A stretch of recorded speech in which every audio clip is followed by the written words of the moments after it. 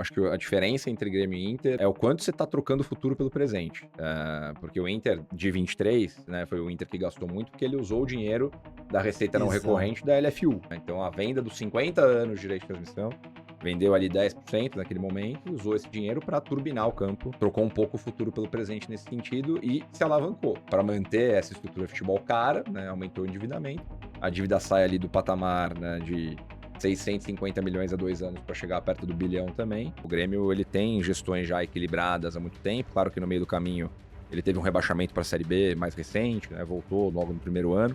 Mas é um clube que tem uma série de controles internos, é um clube que pensa a longo prazo, não dá o passo maior que a perna, né? Então é uma gestão bem qualificada, né, dentre as principais aí do Brasil. O Bahia teve a 4ª melhor média de público do Brasil. Os investimentos em categoria de base do Bahia, desde que o City assume o Bahia 2 anos atrás, eles quase triplicaram. Ao mesmo tempo, né, nesses últimos 2 anos, o City, no controle do Bahia, ele pagou algo em torno de 200 milhões de reais em dívida, então também, né, desalavancando o clube, tornando o fluxo de caixa mais saudável. O desempenho em campo, ele é a pontinha do iceberg de vários movimentos que estão sendo feitos internamente e um trabalho muito robusto da gestão do Bahia. E o Santos esse ano tem vários desafios operacionais, notadamente o mais complexo deles, a dívida, né, que, né, nesse processo de Série B ano passado e de requalificar o elenco para uma Série A esse ano, o Santos gastou bastante na janela e voltou, né, ou aumentou o seu endividamento, saindo ali da casa de 500 milhões, indo para casa de 800 milhões. Então é uma situação bem complexa ali. Dentro de campo as coisas não estão indo como esperado, né, o Santos gastou e não está performando como esperavam que pudesse performar.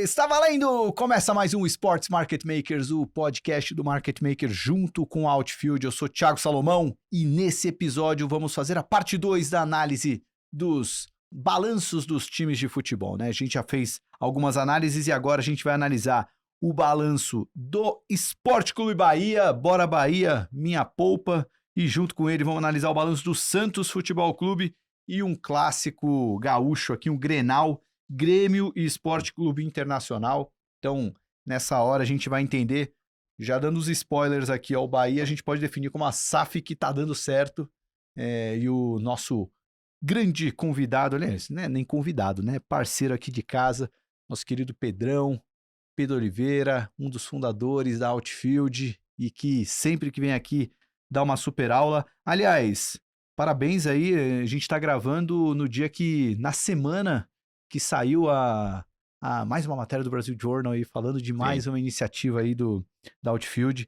bem legal.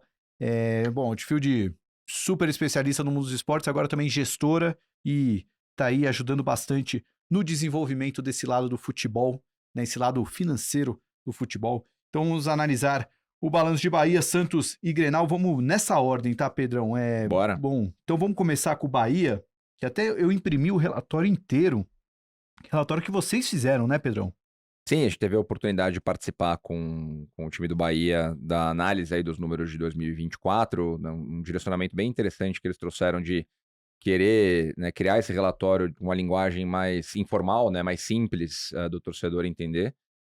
Super importante, né? A gente sempre fala mercado financeiro tradicional, né? O importante não é só você ter um resultado muito positivo, mas você conseguir se comunicar com o acionista, com o investidor. Nesse caso aqui, né, o acionista do clube, em grande parte, é o torcedor, né, que é quem se engaja com o clube, respira o clube, vive o clube. Então, nesse sentido, foi bem interessante o exercício de simplificar as demonstrações financeiras para que a torcida do Bahia tenha a dimensão, né, do trabalho positivo que está sendo feito, entenda, compreenda todos os movimentos, né, de aumento de receita, redução de endividamento, investimento em infraestrutura, investimento em atleta.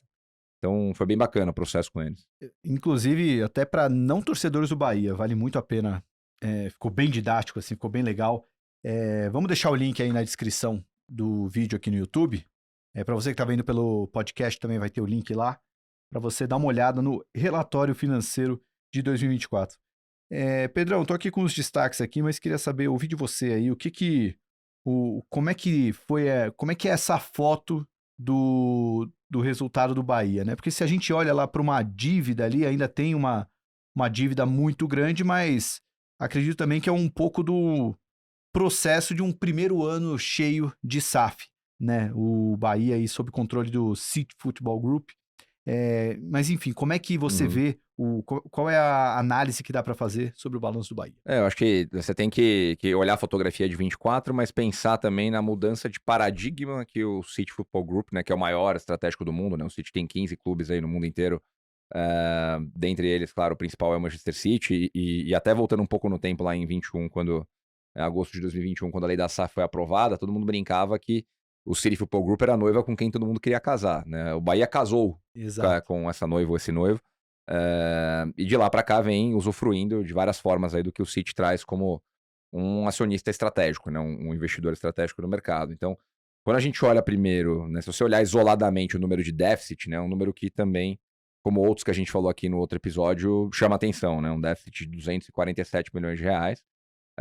Só que aí você começa a esmiuçar o trabalho que está sendo feito pela nova gestão do Bahia, né? E aí, eu até usei a expressão aqui antes, a gente estava conversando, né, do Bahia tá no meio de uma curva J, porque, invariavelmente, você precisa fazer um processo de organização interna, né, de saneamento da dívida, de estabilização do fluxo de caixa, de investimento no futebol, né? Como qualquer coisa na vida, né? Para crescer, você tem que investir com controle, com uma visão de longo prazo do que você quer fazer, e é isso que o City vem fazendo, e os resultados esportivos do ano passado comprovam, né, a evolução notória aí que o Bahia teve desde o momento que o City assume o Bahia, né? Lembrando que a transação ali para que o Bahia virasse SAF e o City comprasse 90% da SAF foi assinada em maio de 2023, então a gente está há exatos 2 anos, né, de gestão do City Football Group, que na época comprometeu R$1 bilhão por 90% da SAF do Bahia, então R$1 bilhão em investimentos, né, que entram no caixa do clube. E aí a gente olha em perspectiva, legal, até eu trouxe os dados aqui de desempenho do Bahia no Campeonato Brasileiro, né? O Bahia em 2020 ele foi 14º, em 21 ele foi 18º, foi rebaixado para a segunda divisão. 2022 ele volta para a primeira divisão, aí 23 ele ficou em 16º já com o Rogério Ceni, se não me engano, e escapa na última rodada do rebaixamento. E aí em 24 ele termina em 8º colocado, volta para a Libertadores, a gente já falou disso aqui também, né? Neste momento tá aí num grupo super complicado na Libertadores, com o desafio de tentar a classificação, né, contra todos os outros internacionais e nacionais, né, o Internacional de Porto Alegre, Atlético Nacional, Nacional do Uruguai. Mas o desempenho em campo, ele é a pontinha do iceberg de vários movimentos que estão sendo feitos internamente e um trabalho muito robusto da gestão do Bahia. Porque quando a gente olha para todos os indicadores de performance de um clube de futebol fora de campo, todos eles estão evoluindo, né? Então, se a gente pegar no passado, o Bahia teve a 4ª melhor média de público do Brasil, 35 mil pessoas por jogo, né? Depois, só dos 3 clubes de maior torcida do país, né? Você tira Flamengo, São Paulo, Corinthians, né? Claro que tem o Palmeiras depois, mas se você pegar desses 3 aí, depois vem dos 4, né? Depois vem o Bahia, com a 4ª, 5ª média, dependendo do campeonato que você pegar. Então, Bahia, se fizer a média de todas as competições que o Bahia disputou, ele foi a 5ª maior média de público do Brasil, depois desses 4 caras, que são os caras que têm muito mais torcida que ele. Os investimentos em categoria de base do Bahia, desde que o City assume o Bahia 2 anos atrás, eles quase triplicaram. Em 2024, o Bahia investiu R$25 milhões em categoria de base. Então, a gente falou muito aqui também no exemplo do Corinthians, né? Que o Corinthians está se mantendo competitivo nesse momento, mas em certa medida trocando o futuro pelo presente, porque ele investe pouco em base hoje e investe muito no futebol profissional. Então, o Bahia dá um direcionamento de que continua investindo em base, pensando no futuro, pensando em formação.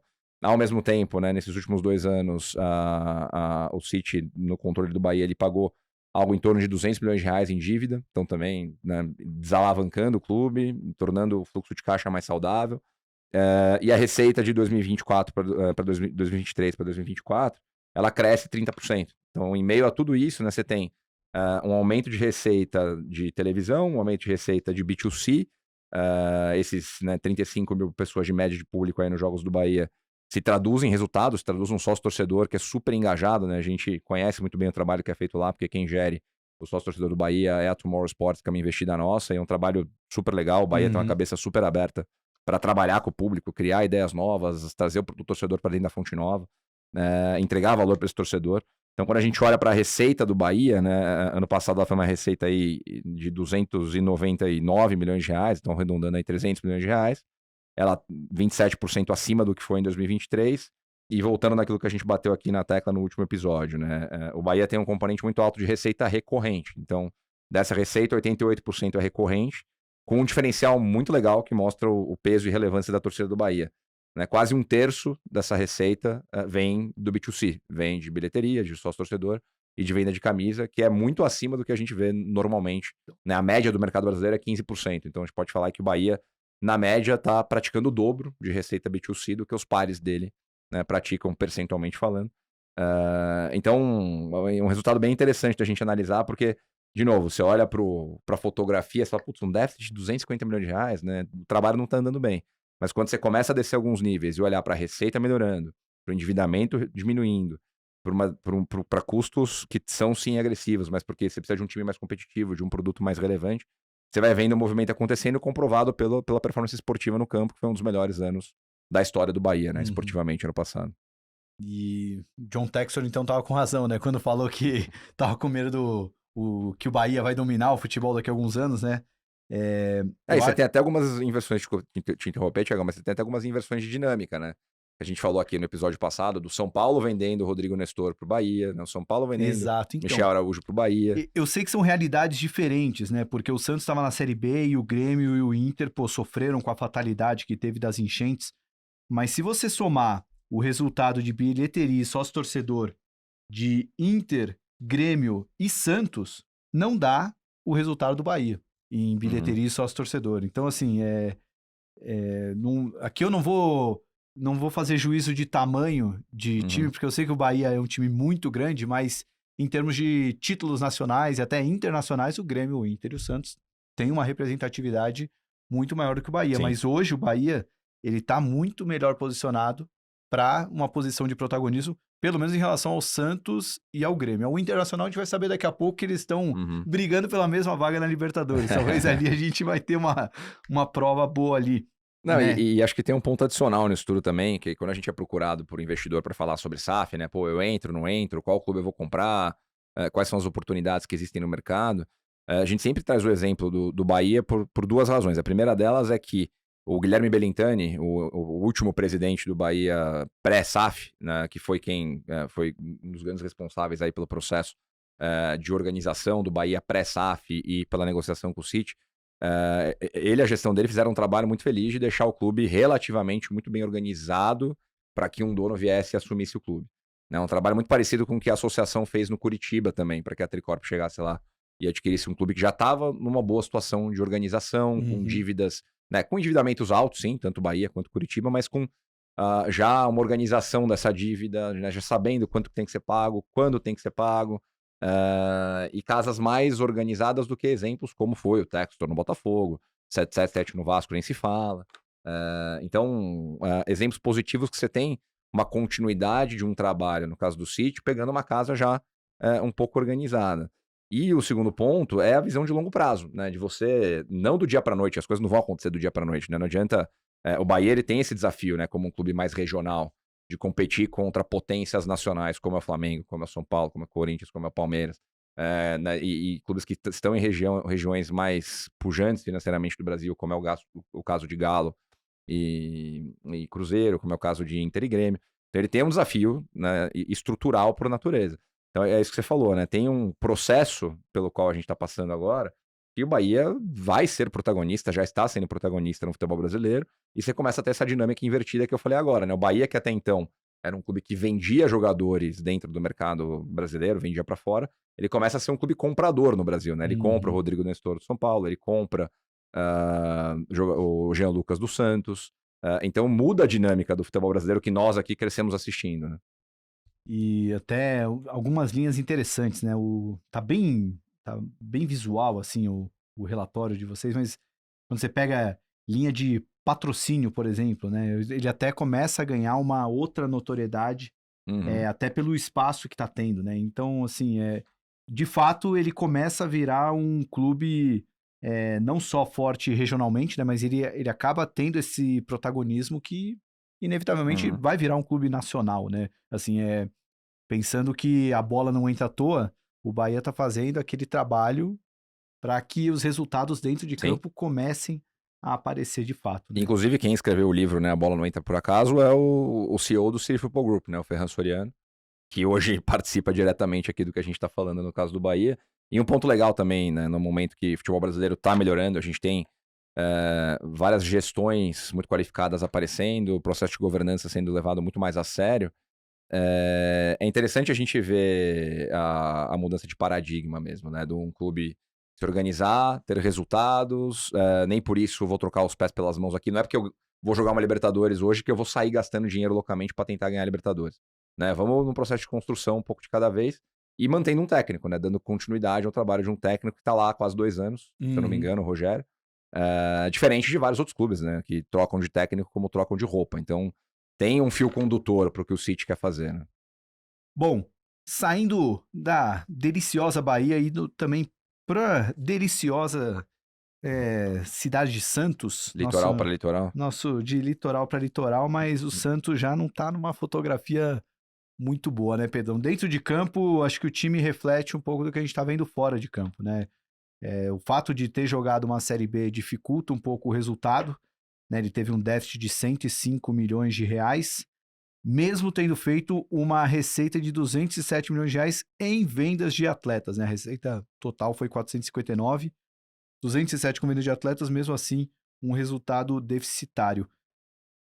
O que explica e qual é a situação do Santos, né, que também tem uma dívida bem elevada, né? Tá na faixa de 761 milhões de reais. O filme do Santos é tão feio quanto a foto? É uma situação, sim, complexa, né? Até o Pedro Martins, que é o CEO do Santos, recentemente deu uma entrevista mais dura, né? Questionando ali a pergunta dos jornalistas e colocando mais o dedo na ferida, né? Estava sendo questionado sobre a performance do clube, do time em campo, né? A capacidade do clube para investir em reforços e falou muito sobre o legado que a gestão atual está tentando endereçar lá, né? De jogadores que tinham contratos longos, jogadores caros. E o Santos, claro, vem de um momento duríssimo, que foi a primeira queda da história do clube. Jogar uma Série B para um clube do tamanho do Santos é muito difícil do ponto de vista de adequação de receita, né? Para quem tá ouvindo a gente aí, para ter uma noção, o Santos sai de 100 milhões de receita de direito de televisão na Série A em 2022, não, em 2023, desculpa, para 25 milhões de receita de transmissão na Série B em 2024. Então, só aí você já tem uma perda de 75 milhões na veia, né, de receita, que é perda de capacidade mesmo para você investir e se manter. Então, a receita de TV reduzida em 75%. E aí você tem um ano que o Santos, como sempre faz, né, se destaca em venda de atleta e acaba chegando no mesmo indicador do Palmeiras, né, que a gente falou aqui no episódio passado. O Santos com 55% das receitas recorrentes, 45% das receitas vindo de vendas de jogador, que é a receita não recorrente.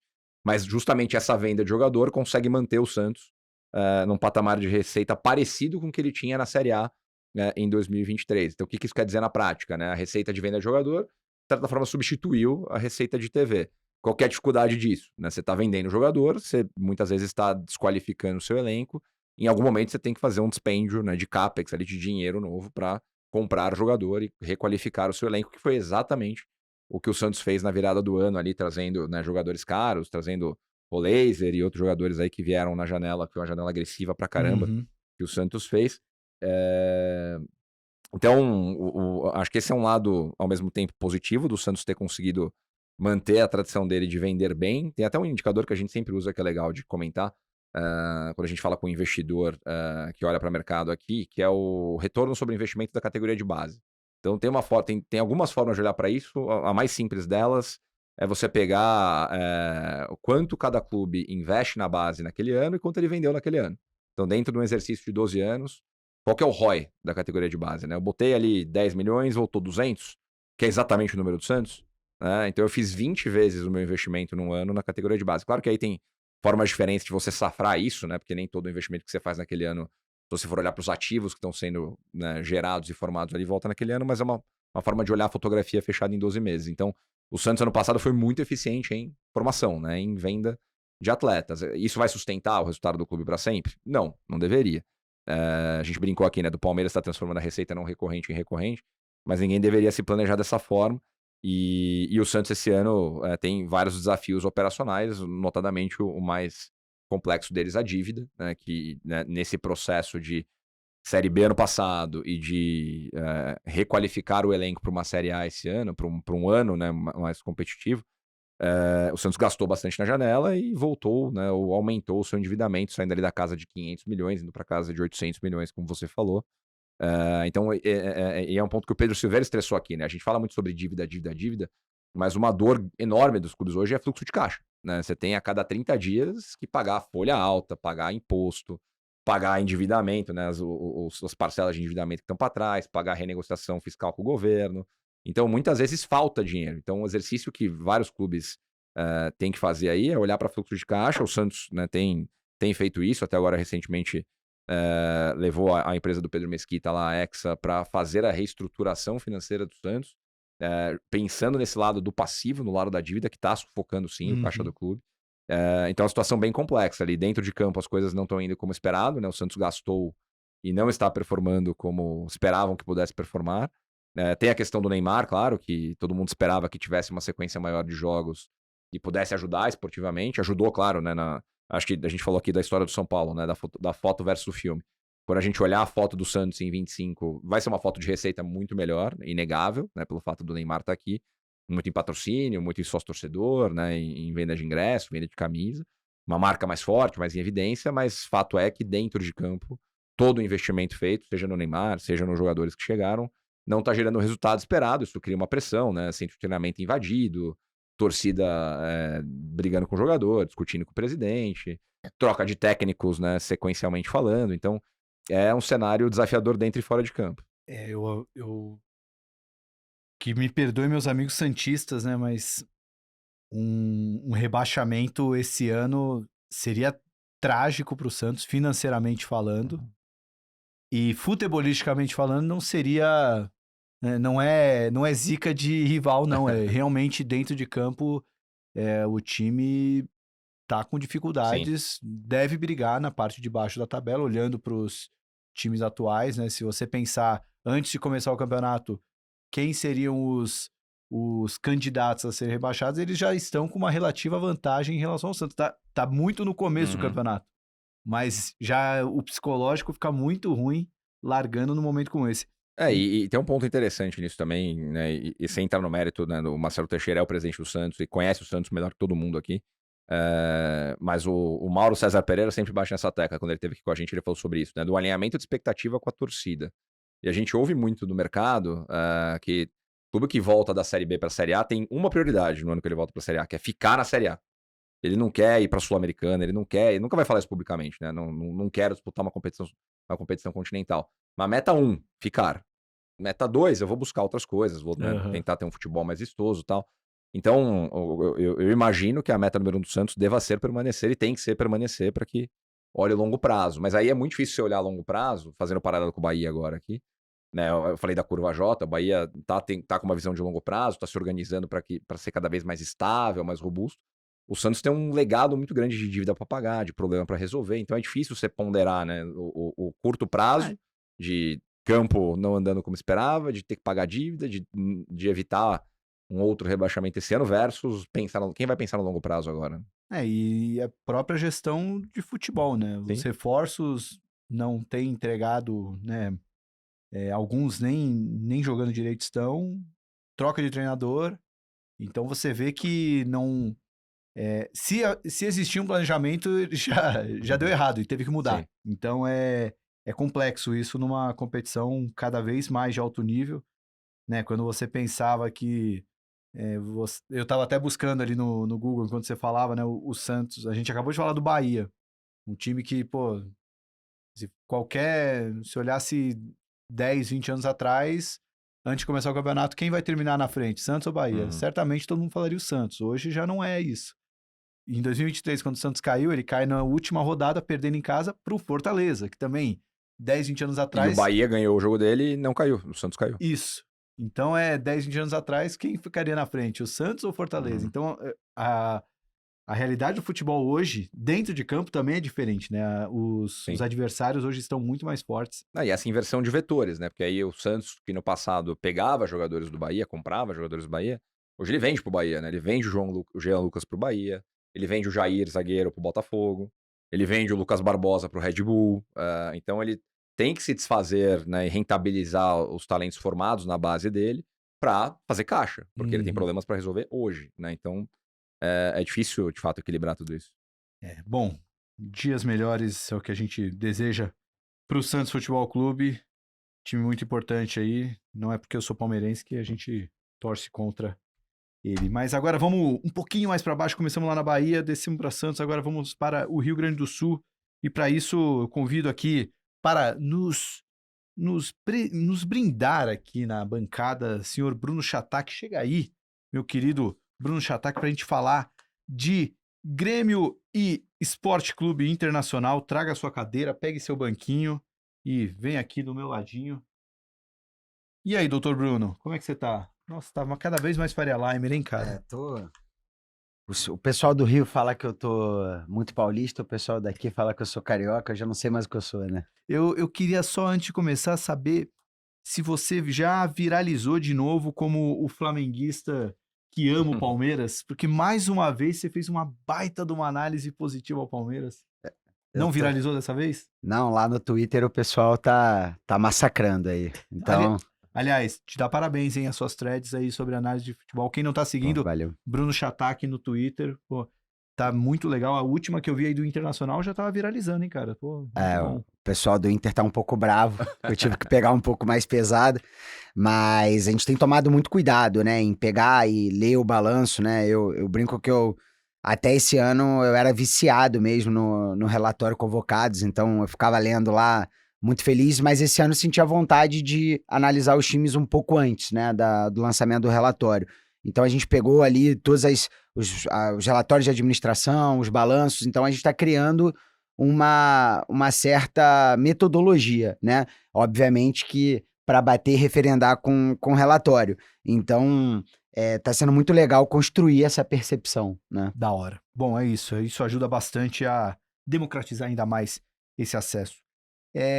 Bom, meus queridos, Grêmio e Internacional. Não vou fazer aqui um embate, né? Mas dois resultados que sofreram com, né, todos os desafios que a gente teve no estado do Rio Grande do Sul por conta das chuvas do ano passado. Isso impactou muito forte bilheteria e sócio-torcedor, né? O Inter teve 19 milhões de reais e o Grêmio 12 milhões de reais de receita com bilheteria e sócio-torcedor. Só como comparação, o Santos na Série B teve 34 milhões de reais, né? Teve mais que os dois juntos.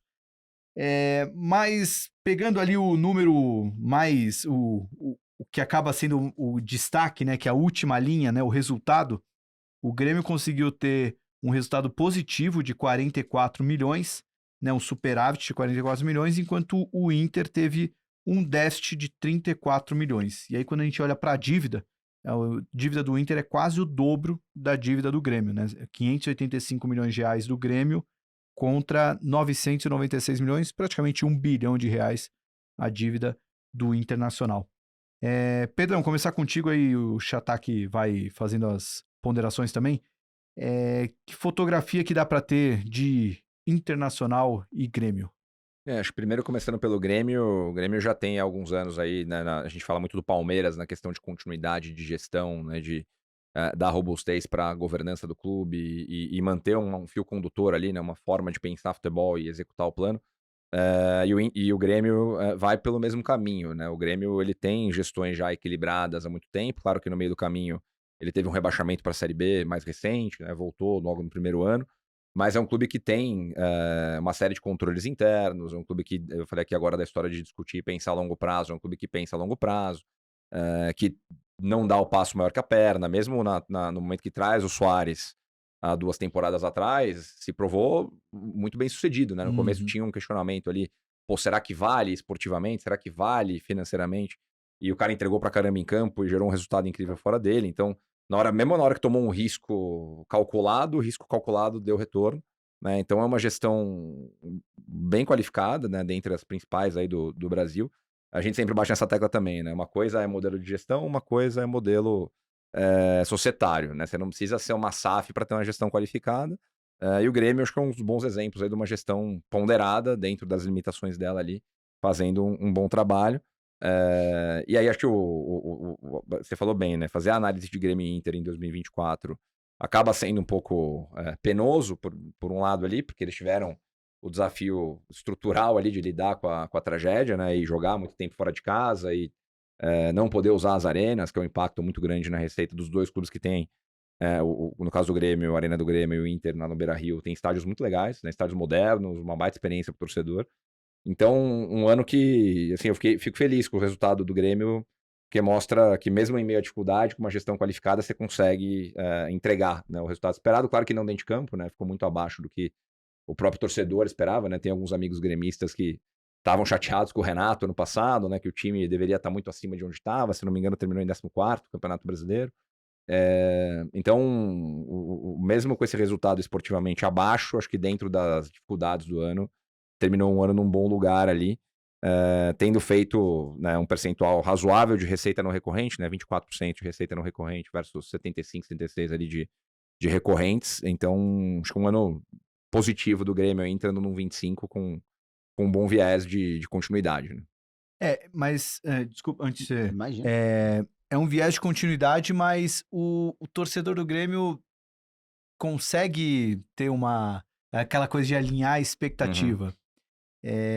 O Grêmio é um time que exige muito, né? Um time não tem como entrar num ano sem almejar um título nacional. Esse ano tá bem difícil pro Grêmio conseguir ter um resultado dentro de campo tão melhor do que o do ano passado, né? Isso tá alinhado, assim, em termos de... Porque a gestão foi muito bem feita, mas até que ponto que vai essa paciência aí do torcedor com, não, excelente, resultado a gente conseguiu se manter bem e tal, mas, no final do dia o cara quer Esperava gritar mais campeão. que isso, né? Teve né, a perda da hegemonia estadual, né? Não lembro exatamente quantos títulos seguidos ganhou, mas o Inter ganhou o Campeonato Gaúcho esse ano pela primeira vez em muito tempo. Exato. Teve a troca de técnico recente, né? Depois da derrota pro Mirassol. Quinteiros foi demitido, então futebol, né? Você tem um desafio de campo ali de quarta e domingo que cria várias situações que em outros negócios a gente não tem. Fora de campo a gestão consegue se manter estabilizada, mas sim, dentro de campo tem desafios competitivos ali para manter o acionista, né? O torcedor satisfeito e engajado. Né?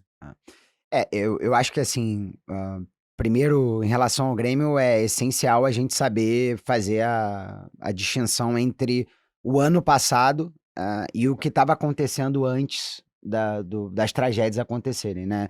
Então, assim, vamos lá. Em primeiro lugar, eu acho que o Grêmio, a gente não pode esquecer que o resultado esportivo ele ficou aquém, porque o clube mandou praticamente o primeiro turno inteiro fora de casa, né?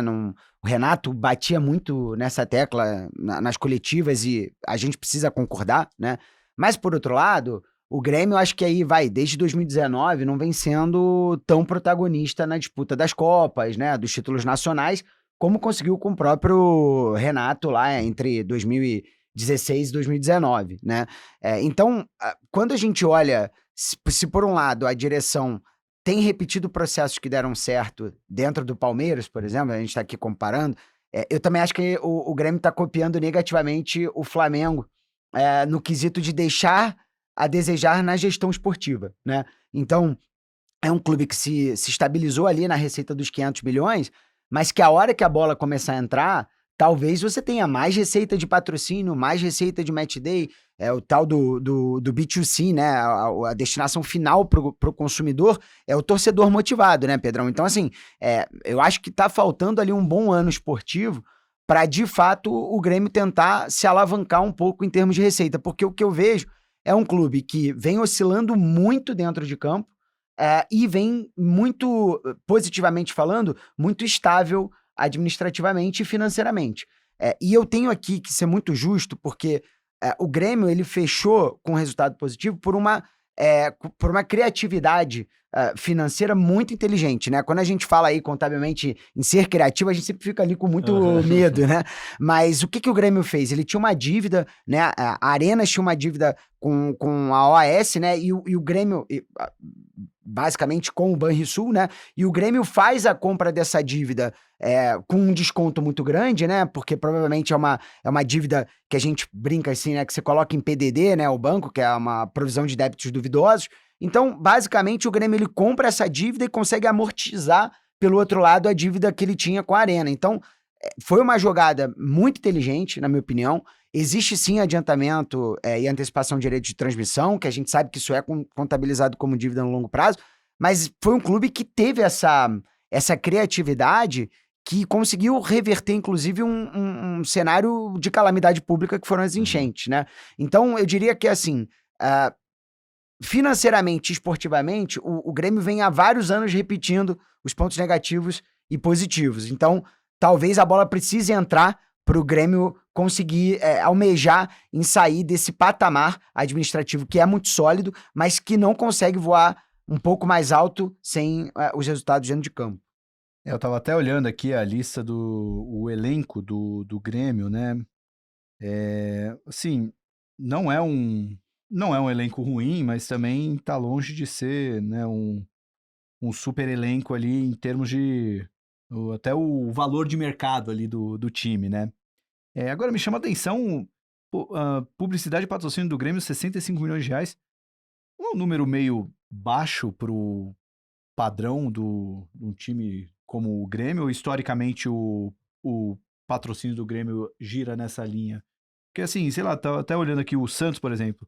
Publicidade e patrocínio, 89 milhões de reais. Pô, mas o Santos tava na Série B e conseguiu um resultado, pô, quase 30, 40% maior que o do É que aí você Grêmio. tem o efeito das empresas de aposta, né? No caso do Santos, se eu não me engano era Stake, que tava antes. Perfeito.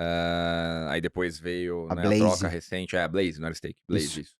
Era a Blaze que tava antes, e aí a troca da Blaze agora pra Bet7K, se eu não me engano também. Perfeito. Mas o Grêmio, ele foi um dos clubes que na época que a Esportes da Sorte teve problema com a justiça, retirou o Esportes da Sorte da camisa. Então não sei se isso tem algum Entendi. efeito E direto aí na receita de patrocínio. E também, assim, é importante falar especificamente do Grêmio, mas também um pouco do Inter, né? Quando a gente analisa em maio o que aconteceu até 31 de dezembro de 2024, eu tenho gostado de olhar um pouquinho para o que está acontecendo até aqui, né? Então, assim, foi um clube que se não performou esportivamente bem, né? Não é um clube que está na Libertadores, o clube não se aventurou na janela, né? E a gente já falou aqui no Sports que a gente teve uma janela de janeiro quase que esquizofrênica, né? Os clubes gastando, fazendo as operações transacionando em euro, né? Então, eu gostei muito que a dupla Grenal se manteve bem sólida aí, para não cometer nenhuma extravagância, né? Mas, não, concluiu? Super, Tá, super. é que o Inter talvez não fez uma extravagância agora, mas ano passado fez, né? Porque Em 23, né? 23, desculpa. É. Foi um time que acabou. É um baita do elenco, assim, um time com Sim. um elenco muito bom, mas eu lembro até da gente no ano passado, quando fez a análise, colocou o Inter e o Fluminense como dois times que, pô, tem uma situação ali um pouco delicada, Sim. porque fez um investimento muito grande em elenco, né? E se não conseguir colher os resultados. Eu acho que trocando a marcha do Grêmio pro Inter aqui já, né, eu acho que a diferença entre Grêmio e Inter é muito do exemplo que a gente falou aqui hoje do Santos, né? Falamos do Corinthians no último episódio. É o quanto você está trocando o futuro pelo presente. Porque o Inter de 23, né, foi o Inter que gastou muito, porque ele usou o dinheiro da receita não Exato. recorrente da LFU. Então a venda dos 50 anos de direito de transmissão, vendeu ali 10% naquele momento, usou esse dinheiro para turbinar o campo de uma forma até acho excessiva, né, naquele momento, comparativamente com o que o mercado fez. Uhum. Tentando claramente ganhar a Libertadores de 2023, aí, né, futebol, a bola o Ener Valencia perdeu 3 gols cara a cara com o Fábio na semifinal e o Fluminense foi pra final e ganhou. Mas trocou um pouco o futuro pelo presente nesse sentido e se alavancou, né? Por isso que a dívida, para manter essa estrutura de futebol cara, né, aumentou o endividamento. A dívida sai ali do patamar, né, de 650 milhões há 2 anos para chegar perto do bilhão também. E com uma receita e o perigo do Inter, né? O Inter, eu estava até revisitando esses números para ver se era isso mesmo, né? Mas o Inter é um dos únicos clubes do Brasil em que a principal linha de receita em 2024 foi venda de atleta, né? Então, assim, Uhum. você está dependendo muito de venda de atleta. Teve a venda do Gabriel Carvalho lá para a Arábia Saudita, né? Um menino da base que ainda nem foi, né? Ainda está no Inter, vai só agora na janela de meio de ano. Teve o Maurício pro Palmeiras, né? Então, essa história de novo, você vender para rival que está mais fortalecido no mercado interno, né? Você pegar 10 anos atrás, acho que era impensável o Inter vender um Maurício pro Palmeiras e fortalecer um rival. Mas hoje precisa dos 50 milhões de reais que o Palmeiras pagou no Maurício para se manter. Você tem a venda do Bustos pro River Plate. Assim, o Inter, no passado, dos 500 milhões, né, 520 milhões de reais ali de receita que ele fez arredondando, 35%, por mais de um terço, vem de venda de atleta. Depois você tem, né, 28% vindo de TV, 14% vindo de patrocínio e 20% ali vindo do B2C. É perigoso, né? Você elimina a receita, né? O exercício que a gente sempre faz, elimina a receita não recorrente. né? A gente está falando aí que a receita sairia de 520 para 350, né? Uhum. 350 para uma dívida de 1 bilhão, você já não consegue remunerar, pagar essa dívida, amortizar o negócio. Vai entrar um pouco na esteira de complexidade do Corinthians. Tem uma dívida muito mais alta do que a receita, não consegue gerar caixa e volta no problema de fluxo de caixa para manter a operação rodando. Então é uma situação bem desafiadora do Inter. Eu concordo, assim, muito com isso, porque é, a gente precisa também pontuar, né? Quando o Inter recebe o dinheiro da LFU, ele faz se arrisca, né? Para fazer as contratações e gastar grande parte daquele dinheiro em reforço de elenco. E logo depois vem a questão das enchentes. Então, isso é até um case lá para o Market Makers, né? O cara opera alavancado e alguma hora vem um fator externo e, de fato, ele tem aí um downsize muito grande, né? Mas o principal aqui do Inter, e isso que o Pedro falou é muito importante, é a qualidade da dívida, né? Se lá em Flamengo e Palmeiras a gente falou muito, até no Bahia, né? Quando você troca dívidas vencidas a vencer, o caso do Inter é muito pior. Ele troca dívidas vencidas que estão no médio e longo prazo por dívidas que estão vencendo amanhã.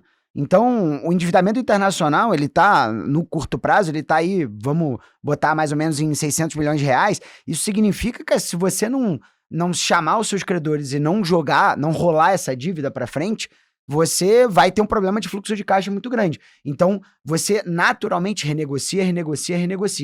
Eu sei que teve a questão da enchente, ela é importante para a gente analisar a foto de 2024, mas o que eu vejo no Internacional de 2020 para cá são exercícios que o clube fecha um pouco no azul, um pouco no vermelho, mas ele não tem um plano de reestruturação para dívida no longo prazo. E aí, quando eu falo longo prazo, é no seguinte sentido: você precisa literalmente fazer, e aí eu falo com maior tranquilidade, uma operação muito parecida com o que foi feito no São Paulo, de um FDIC, né? Estruturar, amortizar esse juro, jogar ele para frente. E eu vejo muito assim os comentários, né? Não, vai ter que virar SAF, vai ter que virar SAF. Gente, SAF é regime societário, o Pedro acabou de falar aqui. A inteligência de amortização e restauração de dívida, ela existe no mercado tradicional muito antes de uma mudança para uma SAF e vai existir muito depois se um dia as SAFs não derem certo. Então, o grande problema do Inter não é a gente olhar aqui para o ano de 24 ou amanhã a gente, em 26, olhar para o de 25, né? O problema é quando a gente olha o todo e você não pode viver com o seu salário, fechar suas contas, se você não paga a sua dívida lá de trás, né? Então, isso se aplica para o Internacional e de grande parte, eu acho que o clube ele precisava pensar um pouquinho em operações estruturadas, como as que foram a que foi feita no São Paulo. Né, aliás, essa aí do São Paulo, mandar um abraço, né, pro nosso grande espectador, né, Júlio Casares, que não fez um post, fez 2 posts da nossa última participação, Júlio Casares, presidente do São Paulo Futebol Clube, valeu demais, acompanhando o Sports Market Makers. Sobre o Internacional, fica legal que esse episódio vai ao ar numa quarta-feira, dia 14, e na quinta-feira, dia 15, tem o jogo da Libertadores, onde o Inter ainda é terceiro colocado do grupo, o Bahia é o primeiro colocado. O Inter joga o Inter joga fora com o Nacional e o Bahia joga em casa contra o Atlético, joga fora de casa também com o Atlético Nacional. Aí na última rodada vamos ter Inter e Bahia no Beira-Rio. Possivelmente valendo uma vaga aí. Possivelmente Como valendo todo uma mundo se vaga. mata nesses confrontos diretos aí. E aí você vê a importância pro Inter, não que pro Bahia não queira para passar para a próxima fase, mas pro Inter acaba sendo muito importante passar, né, pensando em premiação, receita que isso vai trazer e os problemas fora de campo que o Inter tem que resolver. 100%. E eu acho que também tem uma questão aí que a gente precisa ponderar quando a gente olha para as receitas, foi exatamente o que você falou. Tem a premiação, tem o que envolve um estádio lotado numas oitavas, numas quartas, né? E eu acho que foi um pouco isso que em 2024 acabou acontecendo negativamente com o Inter, né? Que ele foi ali murchando muito ao longo do ano e aí ele percebeu que o investimento ele não ia ficar compatível com os resultados em campo. Consegue fazer um bom brasileiro, mas a gente sabe que é necessário que a bola entre para você continuar com essa projeção positiva, né? E acho que se você em algum momento, né, pegando o eixo no que você falou, Chatak, não tiver a consciência de que você tem que se desalavancar, né, reduzir despesa, e como qualquer negócio, né, pessoal, não tem segredo. Se você gasta muito mais, você arrecada, uma hora a conta chega. Então, se você não começar a se desalavancar, a fazer a sua despesa caber na sua receita, a gastar com mais parcimônia, com mais adequação ao que você tem de capacidade naquele momento, você não vai conseguir pensar no longo prazo e vai chegar na situação que muitos clubes brasileiros ainda têm hoje, né, de trocar o futuro pelo presente. Então, eu concordo com você. Acho que em algum momento, né, o Inter vai precisar dar esse downsize aí, ter uma despesa mais controlada, para que ele possa resolver esse endividamento de curto prazo, que é sim sufocante, e voltar a ter capacidade para investir, né? Claro que ganhar ou não é o que faz o futebol ser maravilhoso, mas ter capacidade para investir, como o Palmeiras e o Flamengo têm hoje, que ninguém no Brasil tem, faz muita diferença. Ajuda você a fazer a bola entrar mais, né? Perfeito. E você sabe, Pedrão, assim, eu fiquei muito reflexivo essa semana, porque quando a gente fala de uma SAF, a gente sempre pensa numa mudança. Então, se você tá lá na associação do clube, o clube tá endividado, e você começa a apontar a dívida e todo mundo fica, vai ter que virar SAF, vai ter que virar SAF, vai ter que virar SAF, eu acho que você acaba maquiando um pouco até a iniciativa do dirigente de fazer alguma coisa. Então, eu tô muito abraçado com a ideia do São Paulo, eu tô torcendo muito para que dê certo, porque ela sim, pode ser um prelúdio de novas ondas de negociações e operações estruturadas. Por quê? Vamos lá, se eu sou presidente do Internacional hoje, eu não preciso pensar em virar SAF, né? O clube pode ficar em posse da associação, mas eu preciso reestruturar minha dívida. Então, talvez, eu acho que até num exercício de raciocínio nosso aqui, a gente tem que trazer um pouco mais essa questão da operação, reduzir, entender o que é o passivo bancário, quanto que os juros mata o clube, mais uma vez chamando aí o que o Pedro Silveira ensinou aqui pra gente.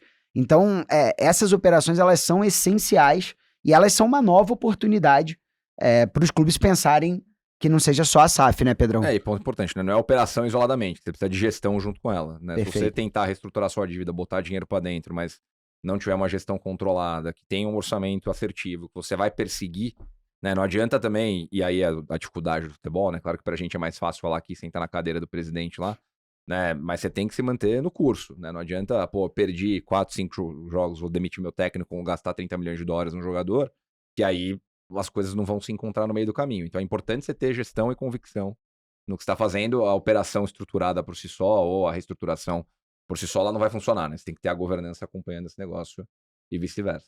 E até uma conversa de bastidor que a gente estava tendo aqui, que você mostra a responsabilidade dos clubes. Se você pegar Flamengo, que perdeu o Pedro ano passado, não contratou, porque não podia naquele momento. O Dudu, quando se machuca no Palmeiras, o Palmeiras não contrata emergencialmente. O Caleri agora acabou de se machucar, sabidamente uma baixa que vai mudar a projeção do clube pro ano. O clube também não vai, né, pelo menos é o que se espera, não vai contratar. Então, isso às vezes voltando lá no Mauro César, esse alinhamento da expectativa com a torcida, né, Ti? Pelo menos no São Paulo, o substituto do Caleri tá voando, né? Então tá dando certo aí. E bom, se o Internacional tiver precisando de dinheiro, o Palmeiras certamente adoraria trazer o Bernabé. Então pode negociar com a tia Leila ali, que baita lateral esse Bernabé. Eu fico com a Alan Patrick. Seleção, né? Já até pediram o Bernabé da seleção brasileira, né? Nossa, o argentino, Bernabé. Essa foi ótima. Essa foi boa, né? Bom, o papo tá bom, galera, mas vamos ter que encerrar aqui. Analisamos mais 4 times do nosso glorioso futebol brasileiro. Se vocês querem o seu time analisado, deixa aí nos comentários qual time que vocês querem ver tendo a análise aqui no Sports Market Makers. Bruno Chataque, valeu como sempre. Pedrão, valeu demais. Obrigado. Até a próxima. Valeu, pessoal. E tchau!